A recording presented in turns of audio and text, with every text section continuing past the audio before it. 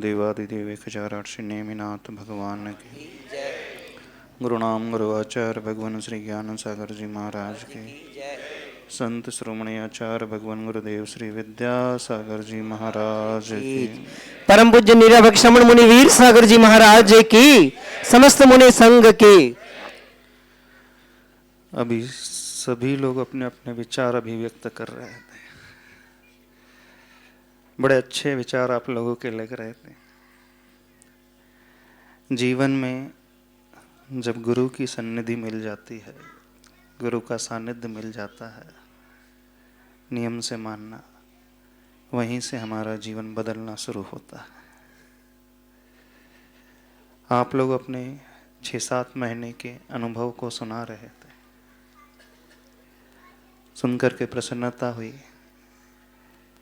आप लोगों ने कुछ सीखा तो है, कुछ पाया तो है।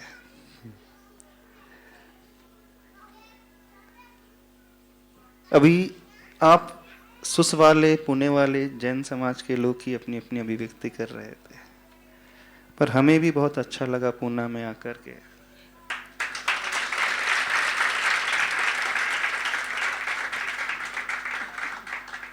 यहाँ जैन लोगों ने भी नहीं, अजैनों ने भी कई तरीके से भाग लिया। एक घटना आपको सुनाना चाहते हैं। जब हम बिब्बेवाड़ी में थे, एक मुस्लिम लेडी आई थी हमारे पास, रोती हुई आई थी। उसने तो कभी जैन गुरु के दर्शन किए नहीं, मंदिर कभी जाती नहीं है। सुन करके आई थी, आशीर्वाद लेने आई थी, महाराज जी हमारा घर बचा लो। मैं डोमेस्टिक वायलेंस से बड़ी परेशान हूं। किसी तरह कुछ ऐसा हो जाए कि हमारे जो पतिदेव हैं शराब से पीड़ित हैं, और जब व्यसन कर लेते हैं, तरह तरह का दुर्व्यवहार करते हैं जो नहीं करना चाहिए। और ये परेशानी आज की नहीं, 10 साल नहीं, 15 साल से ज़्यादा हो गए हैं, इसे हम भुगत रहे हैं। हमें समझ में नहीं आया।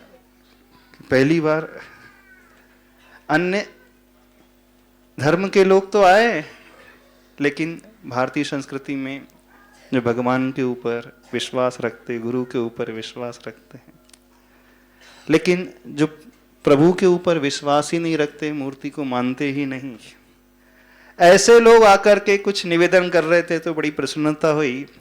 और कुछ दिनों के बाद उसका समाचार आया कि जब से थोड़ा सा पति को से कुछ चर्चा हुई, विचार विमर्श हुआ, जो कहा गया था वो किया गया, तो पति के स्वभाव में बहुत परिवर्तन देखने में मिला।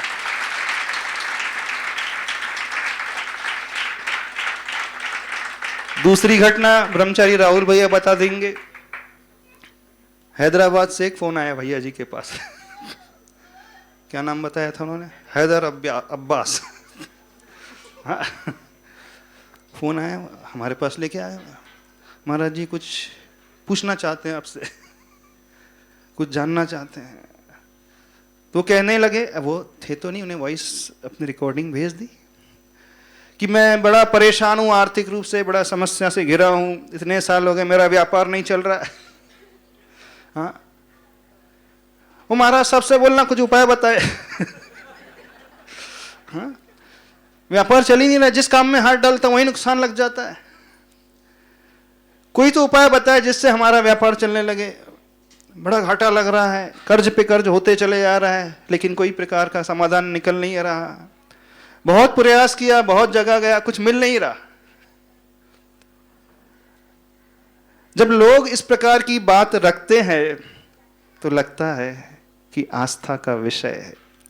सच्चे वीतरागी प्रभु के प्रति भले ही किसी भी रूप से जब उनकी समस्या का समाधान मिल जाता है तो वो भी जुड़ जाते हैं। आज वो अपनी समस्या का समाधान पाने के लिए जुड़े हैं, लेकिन नियम से मान करके चलना, आने वाले भाव में ये वे ही जीव होंगे जो सम्यक दर्शन को भी ग्रहण कर लेंगे। जैसे वो भील की पर्याय में रहने वाला वो जीव, सियार की पर्याय में रहने वाला जीव, जो न प्रभु को मानता, ना गुरु को मानता, ना किसी को नहीं मानता। प्रारंभिक भूमिका में लोग तो अपनी परेशानियों को जीतने के लिए, उससे ऊपर उठने के लिए ही किसी ऐसे व्यक्ति को तलाश करते हैं जिससे हम अपने जीवन में सुख और शांति पा सके। और एक बार उन्हें यह प्राप्त हो गया तो फिर वह धीरे धीरे शनह शनह अपनी आस्था को भी प्रगाढ़ बनाते चले जाते हैं। कहने का मतलब इतना ही है कि यदि हम जीवन में ऊपर उठना चाहते हैं तो हमें अपने जीवन में गुरु को अवश्य बनाना चाहिए। अब आज आप लोगों ने जो यहाँ भावना व्यक्त की थी, हमें आभार प्रकट करना है। हमारे मन में बड़ी देर से प्रश्न उठ रहा था, क्या हम आभार प्रकट करके इस ऋण से मुक्त हो सकते हैं?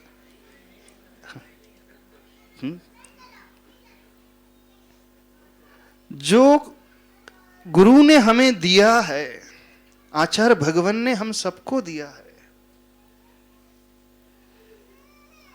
क्या हम इस बात को इस प्रकार से, इस रूप से अपने हृदय में स्वीकार करके मुक्त हो सकते हैं? हमारा ये ऋण तो जो गुरु के माध्यम से मिला है वो कब पूरा होगा जानते हो? जब सिद्धत्व की प्राप्ति हो जाएगी तभी ये ऋण पूरा होगा। उसके पूर्व में ये ऋण कभी पूरा हो ही नहीं सकता। यदि हमने सच्चे हृदय से इन्हें स्वीकारा है तो अंत समय तक हम लगे रहेंगे उस मार्ग को अपनाने में जिस मार्ग को गुरु ने अपनाया है, जिस रास्ते को उन्होंने दिखाया है, उस रास्ते पर हम चलने का पुरुषार्थ करने लगेंगे। पुरुषार्थ नहीं, पूरी तरीके से चलने ही लगेंगे। और चलते चलते अभी हम उनके अनुचर होते होते फिर धीरे धीरे एक वह स्थिति आ जाएगी कि गुरु के चरणों में बैठ करके हम उन्हीं जैसे हो जाएंगे, बिल्कुल उन्हीं जैसे अपने भीतर परिवर्तन लेकर के आ जाएंगे। तब मानना हमने अपने जीवन में कुछ किया है, कुछ अंगीकार किया है। यदि ये नहीं है, क्योंकि तात्कालिक गुरुओं का समागम मिलता है, व्यक्ति बहुत कुछ सीखता है, इसमें कोई संदेह की बात नहीं है, परिवर्तन आता है, लेकिन यह परिवर्तन सिर्फ तभी तक रहता है जब तक गुरु का सानिध्य रहता है। और गुरुओं के विहार के पश्चात क्या हाल होता है? आचार्य भगवान हमेशा हम लोगों से एक बात कहते हैं, प्रत्यक्ष विनय जितनी की जाती है, यदि परोक्ष विनय उतनी ही हो जाए तब समझना वह साधक सच्ची विनय कर रहा है। प्रत्यक्ष विनय भय के कारण होती है, प्रत्यक्ष विनय एक डर के कारण अथवा एक लोभ के कारण होती है। यदि हम विनय नहीं करेंगे, हम अच्छे से नहीं रहेंगे, तो आचार्य भगवान हमें क्या कहेंगे? तो व्यक्ति के भीतर वो भाव आ जाता है। लेकिन बात तो तब है जब गुरु बहुत दूर हो, हमें नजर ना आ रहे हो, क्षेत्र की दूरी बहुत अधिक है, वो देखने वाले नहीं है, समझाने वाले नहीं है, कुछ कहने वाले नहीं है, वो यह भी नहीं जानते हम यहां रह करके क्या कर रहे हैं। और उस समय दूरी में रहते हुए यदि कोई साधक उस रूप से विनय का भाव, समर्पण का भाव लेकर के आ जाए, तब मानना उसने गुरु को हृदय से स्वीकारा है, उस शिक्षा को हृदय से भीतर में उतारा है। ये बड़ा दुर्लभ होता है, ये बड़ा कठिन होता है। क्यों आचार्य भगवान इतने महान हैं? कभी हमने सोचने की कोशिश की क्यों इतने महान है? एक सबसे बड़ी बात है, आचार्य भगवान अपने गुरुदेव की विनय, अपने गुरुदेव के प्रति जो समर्पण का भाव है, आचार्य प्रवर ज्ञान सागर महाराज जी के प्रति जो सेवा का भाव है, जो अंतरंग भाव है, वो अद्भुत है, वो अलग ही प्रकार का। वे भी जानते हैं आचार्य ज्ञान सागर महाराज की समाधि हुई कितने वर्ष बीत गए, 50 वर्ष से अधिक बीत चुके हैं, परोक्ष में है, लेकिन उनका समर्पण का भाव ऐसा प्रतीत होता है कि माने वो निकट ही बैठे हुए हैं, निकट बैठ करके हर क्रियाकलाप को निहार रहे हैं, अच्छे से देख रहे हैं, पूरा नियंत्रण में रखे हुए हैं। जब ये भाव अंदर से आ रहा है तो मानना हमने गुरुदेव की उस शिक्षा को माना है। तो बताइए पुण्य वालों, बहुत सारे ब्रह्मचारी भैया, श्रावक लोग अपने अपने तरीके से अपनी अभिव्यक्ति कर रहे थे। बात यहां शब्दों की है ही नहीं। शब्द तो एक शैली है, शब्द तो एक माध्यम है अपने भावों को अभिव्यक्त करने का, लेकिन अंतरंग के जो परिणाम हैं वो सबके बड़े अच्छे से लग रहे थे। सुन करके लगा कि कुछ आप लोगों ने अंदर से उतारा है ना। अब इसे कंटिन्यू रखोगे कि छोड़ दोगे? बताइए, आगे बढ़ाओगे कि नहीं बढ़ाओगे? कितना आगे बढ़ाओगे? मतलब कहां तक आगे बढ़ाना है? कहां तक पहुंचना है? कोई ले जाने वाला इस दुनिया में नहीं होता है, अपने पैरों से ही अपनी यात्रा करनी होती है। अपनी मंजिल को पाने के लिए स्वयं को ही चलना होता है, स्वयं को ही करना होता है। हाँ, ये भाव अंदर आना चाहिए। गुरु हमें निर्देश कर सकते हैं, दिशा दिखा सकते हैं, लेकिन चलना हमें स्वयं होता है। और जब हम अच्छे से चल रहे हैं, व्यवस्थित तरीके से चल रहे हैं, तो हमारा समर्पण पूरा का पूरा है। आचार्य भगवान हमेशा कहते हैं, यदि हमें समझना हम किस प्रकार के हैं, तो जब गुरु महाराज नहीं देख रहे हैं तब अपने आप को हमें देखना है। गुरु महाराज बहुत दूर हैं तब अपने आप को निहारना है, अपना अध्ययन स्वयं करना है और स्वयं को ही मार्क्स देना है। क्या हम वैसा ही कर रहे हैं जैसे गुरुदेव के पास रहते हुए करते थे? चतुर्मास में जब गुरु महाराज थे तब जब करते थे वैसा ही कर रहे हैं उनके जाने के बाद, उनकी अनुपस्थिति में? कि उसमें अंतर आ गया? अंतर आ रहा है क्या है? यदि वैसा ही बना है, बल्कि वैसा नहीं और भी बढ़ते चले जाए। जब गुरु की दूरी अधिक हो जाती है तो प्यास बढ़ जाती है कि कम होती है? बढ़ जाती है ना। गुरु के दर्शन नहीं मिलते हैं तो प्यास और बढ़ने लगती है। जब प्यास और बढ़ने लगेगी तो व्यक्ति की विशुद्धि भी और अधिक बढ़ने वाली होती है। पर होता यह है कि विशुद्धि अपनी घटने लगती है। घटने लगती नहीं, घटने लगती, अवश्य घटने लगती।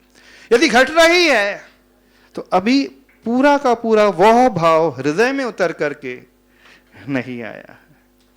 तो पूरा का पूरा भाव हमारे हृदय में उतर करके आ जाए। जो आप लोगों को मिला है पूज्यवर गुरुदेव की महती अनुकंपा का परिणाम। अभी वर्तमान में आचार्य भगवान अस्वस्थ है ना। सभी लोगों को पता है आचार्य भगवान का स्वास्थ्य ठीक नहीं है, लेकिन जब हम आचार्य भगवान की आंतरिक शक्ति को देखते हैं, इच्छा शक्ति को देखते हैं, तो शारीरिक स्वास्थ्य कोई मैटर नहीं करता। हर प्रतिकूलताओं को आचार्य भगवान ने जीता है, बड़े अच्छे से जीता है, बहुत अच्छे से जीता है आचार्य भगवान। जब लोगों के मन में तरह तरह की आशंका उत्पन्न होने लगी थी, तब आचार्य भगवान ने पलट करके बहुत अच्छे से आगे बढ़ करके जीत करके और पहले से मजबूत होकर के निकले। क्यों ऐसा होता है? क्यों वो ये सब कर पा रहे हैं? सिर्फ यह समर्पण अपने गुरु के प्रति, वो आंतरिक शक्ति, वो अंदर का परिणाम। तो जैसा परिणाम, जैसी भावना उनकी है, काश वैसी ही भावना हम सभी लोग अपने हृदय में लेकर के आए। ला पाएंगे? कठिन है, आसान नहीं है, बहुत कठिन है, बहुत बहुत कठिन है, पर असंभव नहीं है। कोशिश सभी लोग करें, अच्छे से कोशिश करना है आगे बढ़ने की। अभी बाहर से आगे बढ़े हैं, अब भीतर से आगे बढ़ने की कोशिश करना है, अंदर से आगे बढ़ने की कोशिश करना है।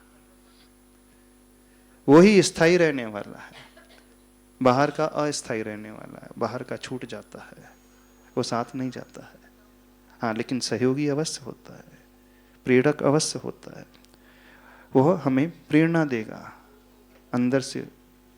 अंदर से भीतर से आगे बढ़ने के लिए, क्योंकि वो हमारे परिणाम है, वो हमारे आत्मा का भाव है। बाकी सब बाहर का भाव रहता है। तो जो बाहर का होता है वो छूटने वाला होता है, लेकिन जो भीतर आत्मा का परिणाम होता है वो हमारे आत्मा की पर्याय बन जाता है। तो हमारे लिए वह आत्मा की पर्याय बन सके, इस प्रकार की भावना सभी लोग अपनी शक्ति और सामर्थ्य के अनुसार लाने की कोशिश करें। नो डाउट आप लोगों ने बहुत कुछ किया है अभी, जितना सोचा नहीं था उससे बढ़कर के किया है। सभी लोगों ने, पूना के हर व्यक्ति ने, हर कॉलोनी के लोगों ने, चाहे द्रव्य मोह का त्याग हो, पैसे का त्याग हो, दान की बात हो, साधना की बात हो, व्रत उपवास की बात हो, पूजा विधान की बात हो, सभी लोगों ने बहुत अच्छे से किया है। लेकिन अभी भी बहुत सारी संभावना बाकी है। ये मत समझना भी पूरा हो चुका है, अभी भी संभावना बहुत लंबी चौड़ी है आगे बढ़ने की, ऊपर उठने की। तो दृष्टि हमारी उन संभावना की ओर होना चाहिए जिसका उपयोग अभी तक हमने नहीं किया है हमारे भीतर शक्ति, लेकिन उस ओर अभी हम ध्यान नहीं दे पा रहे हैं, समझ नहीं पा रहे हैं। तो जो नहीं कर पाए हैं वो करना है। कर पाएंगे? हमारी बात समझ में आ रही कि नहीं समझ में आ रही? करना क्या है? नहीं तो हो सकता आप लोगों को समझ में भी नहीं आए कि महाराज जी बताओ तो सही, करना क्या? हाँ, कि 4 महीने नहीं, वैसे चातुर्मास तो 4 महीने का होता है, लेकिन 2 चतुर्मास हो गए पुण्य में, 2 हो गए ना। 3.5 महीने एक चतुर्मास में मिलते हैं, 3.5 महीने मिलते एक चतुर्मास में, और 7 महीने होने को आ गए। तो आप लोगों को कितना वक्त मिला है? 2 चातुर्मास के बराबर वक्त मिला है। मिला है कि नहीं? डबल मिला है। इतना लंबा पीरियड तो हम लोग कहीं नहीं रुके आज तक।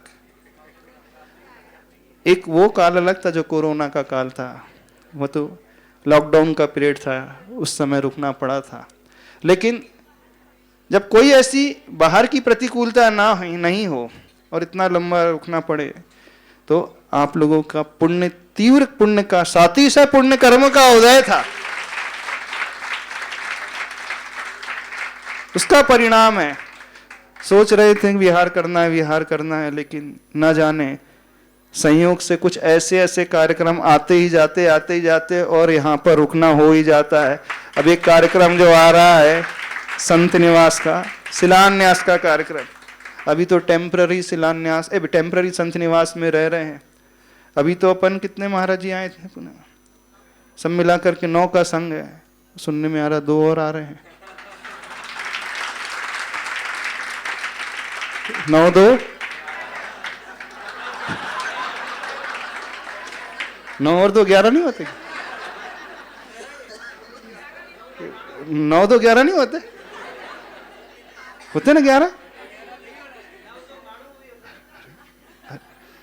9 और 2 कितने होते?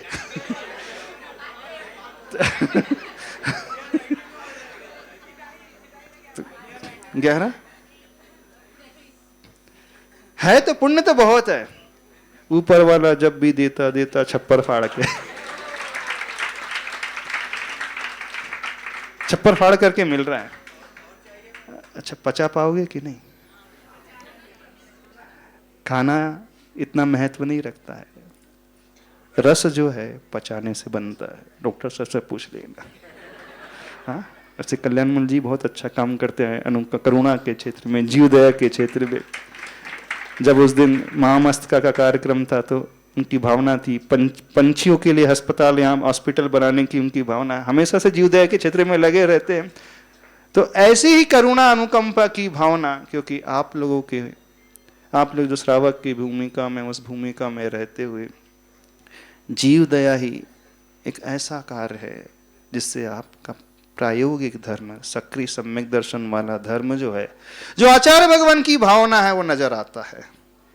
आचार्य भगवान हमेशा सक्रिय सम्यक दर्शन पर बोलते हैं। वे कहते हैं अपने उपदेश में, सम्यक दर्शन की बातें ही नहीं हो, वह सम्यक दर्शन सक्रिय हो, निष्क्रिय न हो, शुष्क ना हो, सरस हो, नीरस ना हो। तो श्रावक का सम्यक दर्शन मात्र मंदिर में पूजा अभिषेक तक ही नहीं है। आचार्य भगवान कहते हैं सक्रिय सम्यक दर्शन, यानी जो सम्यक दर्शन के लक्षण है वो आपके व्यवहार में झलकने चाहिए। और सबसे बड़ा लक्षण है अहिंसा परमो धर्म का लक्षण, करुणा का लक्षण, दया का, अनुकंपा का भाव वाला। ये आप लोग अपने जीवन में कर सकते हो। गुरु आपको प्रेरणा दे सकते हैं, निर्देशन दे सकते हैं, लेकिन श्रावक को चलना स्वयं होता है। क्योंकि आपने जो पाप का अर्जन किया है द्रव्य कमाने में, पैसा कमाने में, उस पाप को धोने में सिर्फ एक ही कारगर उपाय है, और वह है दया से सहित होकर के जब आप कोई अच्छा सा कार्य करते हो तो अपने उस पाप को कम कर सकते हो। तो वह भूमिका भी आप लोगों को, सभी लोगों को निभाना है कि वह धर्म जो है, सक्रिय धर्म जो आप लोगों के हृदय में प्रकट हो सके। अभी बड़ी बड़ी प्रशंसा कर रहे थे, बहुत लाभ लिया, बहुत लाभ लिया, लेकिन सभी लोग सोसाइटी वाले अपने अपने घर से ही लाभ लेते हैं। हाँ, बहुत लाभ ले रहे हैं यहाँ पे। महाराज क्या करें, आईटी के फील्ड में हैं सभी लोग, टेक्नोलॉजी के जमाने में रहते हैं। हाँ हाँ, टेक्नोलॉजी के जमाने में रहते तो टेक्नोलॉजी को यूटिलाइज करना हम बहुत अच्छे से जानते हैं। वर्क फ्रॉम होम और धर्म फ्रॉम होम ऐसा तो नहीं, वर्क फ्रॉम होम और धर्म फ्रॉम होम क्या चल रहा है? हाँ, लाभ फ्रॉम होम, धर्म फ्रॉम होम, सब कुछ नहीं, ये नहीं। जो साक्षात एनर्जी है, ऊर्जा का प्रवाह है, वो वर्गणाएं हैं, उस सन्निधि में ही मिल सकती है। क्षयिक सम्यक दर्शन की प्राप्ति दूर रह करके कभी नहीं हो सकती। उसके लिए तो साक्षात सानिध्य चाहिए, प्रभु के चरणों का सानिध्य चाहिए, केवली भगवान के चरणों का सानिध्य चाहिए। हाँ, धर्म तो हो जाएगा, दूर रह करके उनके परोक्ष में हो जाएगा, लेकिन जिससे हमें केवल ज्ञान की प्राप्ति होती है, उसकी भूमिका के स्वरूप क्षयिक सम्यक दर्शन तो उन प्रभु के चरण सानिध्य में बैठ करके भी ही हम प्राप्त कर सकते हैं। वो विशुद्धि वहीं पर पैदा हो सकती है, वो विशुद्धि परोक्ष में नहीं पैदा हो सकती है। और उस विशुद्धि को पूरी प्राप्त करने के लिए हर साधक हमेशा ये भावना भाता है कि वो दिन, वो पल कब आए कि जब साक्षात गुरु के चरणों की मैं दर्शन कर सकूं, गुरु के चरणों की मैं सेवा कर सकूं, उनकी वैयावृत्ति कर सकूं, उनके चरणों का स्पर्श कर सकूं। परोक्ष में रह करके उनकी वाणी मिल सकती है, लेकिन क्षयिक सम्यक दर्शन तो नहीं मिल सकता। तो वैसी तीव्रतम विशुद्धि तो गुरु सानिध्य में ही मिल सकती है। अभी धर्म आ रहा है, लेकिन वर्क फ्रॉम होम की तरह धर्म फ्रॉम होम वाला धर्म आ रहा है। अब थोड़ा सभी लोगों से कहना है, अब धर्म फ्रॉम होम से बढ़कर के धर्म गुरु चरणों में लाने की कोशिश करो। कि जो नारा मिला था ना, जहां गुरु वहां हम, इसका अर्थ क्या है? तो महाराज जी आप लोग पुणे में हैं तो हम भी पुणे में रह रहे हैं। ऐसे महाराज जी आप लोग कहा है, बोले पुणे में, तो हम भी पुणे में, तो जहां आप वहां हम, ऐसे ही है। कैसा है? वो भावना होना चाहिए हम लोगों को। वो भाव होते कब गुरु का सानिध्य मिले, आचार्य भगवान की चरण सेवा का लाभ मिल सके। कि एक बार भी यदि गुरु के चरणों को छू लिया, वो बैटरी जो चार्ज होती है आचार्य भगवान की तस्वीर को देख करके नहीं हो सकती। हा? नहीं हो सकती। हाँ, एनर्जी तो मिलेगी, नो डाउट, लेकिन जो साक्षात मिलती है वो नहीं मिल सकती है। तो उसकी तड़पन तो बनी ही रहती है, उसकी आकुलता तो बनी ही रहती है, कब गुरुदेव के चरणों का लाभ प्राप्त हो, उन चरणों में बैठ करके हम सब कुछ कर सके। तो आप सभी लोगों से कहना है, ऐसी भावना बनाना, ऐसी भावना भाना कि अधिक से अधिक हम गुरु चरणों में बैठ करके प्राप्त कर सके। क्योंकि ये ही संस्कार जो है वो अंदर तक प्रभावित करने वाले हैं। वो कहाँ गया दूध वाला, कहाँ गया? है हाँ, दूध वाला। वो बोल रहा था कि महाराज जी सबसे ज्यादा, एक दिन जंगल जा रहे थे, बोला सबसे ज्यादा मैंने सीखा। मैंने कब सीखा? बोले वैयावृत्ति करके सीखने का लाभ मुझे मिला सबसे ज्यादा। क्योंकि वैयावृत्ति से जो सीख सकता है श्रावक, वो प्रवचन से नहीं सीख सकता। इस बात को समझना। प्रवचन आप सुनोगे लेकिन डायरेक्ट कनेक्शन नहीं है, वैयावृत्ति में डायरेक्ट कनेक्शन है। तो वैयावृत्ति का वो जो संस्कार है वो ही सबसे ज्यादा साथ चलने वाला संस्कार है। बाकी हम सुनकर के भूल जाते हैं, विस्मृत हो जाएंगे कुछ समय के बाद, लेकिन जो स्वयं करेंगे उसमें कभी विस्मृत नहीं होते हैं, भूलते नहीं हैं। वो संस्कार गहरे पड़ जाते हैं, और एक बार संस्कार यदि अच्छा वाला गहरा पड़ गया तो वो भवों भवों तक काम आने वाला है। प्रवचन का संस्कार भी कार्य करता है, लेकिन ये एकदम अंदर तक प्रभाव डालने वाला होता है। तो ये संस्कार यदि हमने एक बार डाल लिए तो समझना बेड़ा पार हो ही जाएगा। बड़े निकट भव हैं, जैसे गुरुदेव का कल्याण हो जाएगा वैसे ही हम गुरुओं की सेवा करते करते अपना भी कल्याण कर लेंगे। ये भाव सभी लोग अपने भीतर लाना सीखें। जब जब समय मिलता है, आप एंजॉय करने के लिए, पार्टी मनाने के लिए कहाँ चले जाते हो, अब ये नियम बनाना कि जब भी समय मिलेगा नहीं, समय निकाल करके आचार्य भगवान के चरण सानिध्य का लाभ लेंगे। समय मिलने पर लाभ लेना है तो ठीक है, खाली फुकट थे तो चले, निकाल करके जाना, वहां समर्पण नजर आता है। हाँ, वहां भक्ति नजर आती है, वो गुरु को हृदय में स्वीकारना नजर आता है। तो सभी आईटी वालों से, सभी पूना वालों से, यहाँ सुस की सोसाइटी वाले और जितने भी पुणे की भिन्न भिन्न सोसाइटी में आप लोगों ने चातुर्मास तो नहीं कहेंगे, 2 चातुर्मास, चातुर्मास तो नहीं कहेंगे, 2 चातुर्मास में यानी एक साथ आपने डबल जैकपॉट लिया है, आप लोगों को मिला है। तो एक साथ आपने डबल लाभ लिया है। अब इसे पचाना है, आत्मसात करना है, अंदर तक, हृदय तक इसे उतारना है। तब हम बहुत जल्दी निकट में अपने आत्मा का कल्याण कर पाएंगे। तो सभी लोग तैयार हो कि नहीं? अब नियम और बढ़ाना है। हमारी भावना है कि कुछ प्रतिमाधारी और बढ़ना चाहिए। यहाँ पर जो पुराने हैं वो तो हैं, अब नए सिरे से प्रतिमा लेने वाले श्रावक भी तो हों, क्योंकि वही स्थायी है, वही चरित्र का विकास करने वाला होता है, उसी से असंख्यात गुणी कर्मों की निर्जरा होती है। तो सभी श्रावकों से ये कहना है कि यथा योग्य शक्ति के अनुरूप अभ्यास रूप में पहले उस भावना को लाना कि अभी अभ्यास रूप में संकल्प नहीं लेंगे, पहले हम प्रतिमा का अभ्यास करेंगे। और जब ऐसा लगने लगेगा कि अभ्यास में हम उतर चुके हैं तो एक दिन गुरु चरणों में जा कर के उस प्रतिमा को भी ले लेंगे। बस प्रतिमा हो गई तो पंचम गुण स्थान हो जाएगा। फिर अब भटकना बिल्कुल नहीं है। 2-3 भाव 7-8 भाव में तो कल्याण हो ही जाएगा। सबका कल्याण हो, यही भावना बाना चाहते हैं। परोक्ष में गुरुदेव के यहाँ रहते हुए इतना समय, इतनी लंबी अवधि बीत गई है। कुछ अच्छे अनुभव भी हुए होंगे, कुछ थोड़े से कटु अनुभव भी हुए होंगे, दोनों प्रकार के अनुभव हुए होंगे। तो जो कटु अनुभव हुए हैं उसके लिए क्षमा प्रार्थी। और यहीं से आचार्य भगवान को याद करते हैं। तरण विद्या सागर गुरु तारो हमें ऋषिश, करुणा